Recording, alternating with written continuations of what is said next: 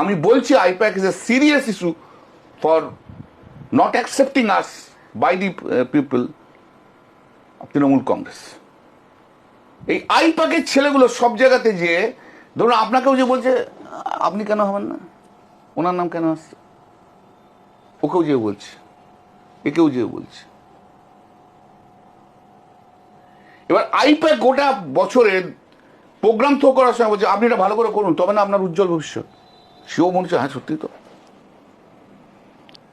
আমায় কোনো একজন বলছে দাদা আমার কাছে ডেফিনিট খবর যে আমার নাম অমুক কনস্টিটিউয়েন্সি থেকে চলে গেছে, দিদির কাছে আছে, আপনি শুধু একটু বলে দেবেন। তোমার এই ডেফিনিট খবরটার সোর্সকে আইপ্যাকের যে ছেলেগুলো আসে ওরা বলছে আমাদের রিপোর্ট আমরা ফেভারে। আইপ্যাক যে কতজনকে সম্ভাবনা দেখিয়ে দিয়ে গেছে তার কোনো ঠিক নেই। কিন্তু এই জায়গাটা আমি আমার দলকে বোঝাতে পারিনি। I am very sorry.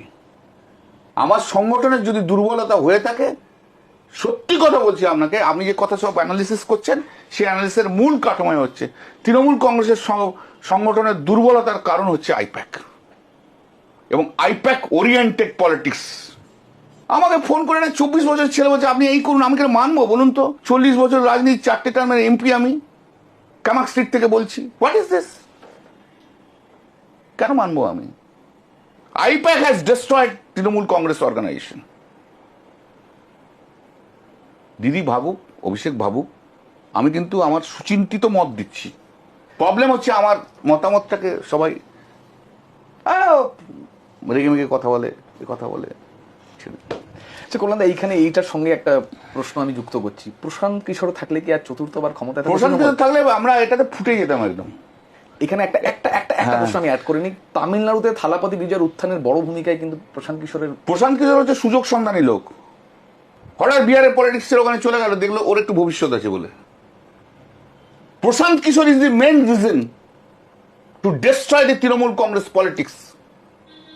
প্রশান্ত কিশোরের মতো লোক ভারতবর্ষের রাজনৈতিক দলের কাঠামোগুলোকে নষ্ট করে দিয়ে গেছে। He is an opportunist. এবং আনফর্চুনেটলি আমাদের লিডাররাও তাদের প্রতি অসম্ভবভাবে ডিপেন্ড করে গেছে। ভালো সময়টাকে যে ভালোভাবে ইউটিলাইজ না করে তার জন্য খুব অসুবিধা।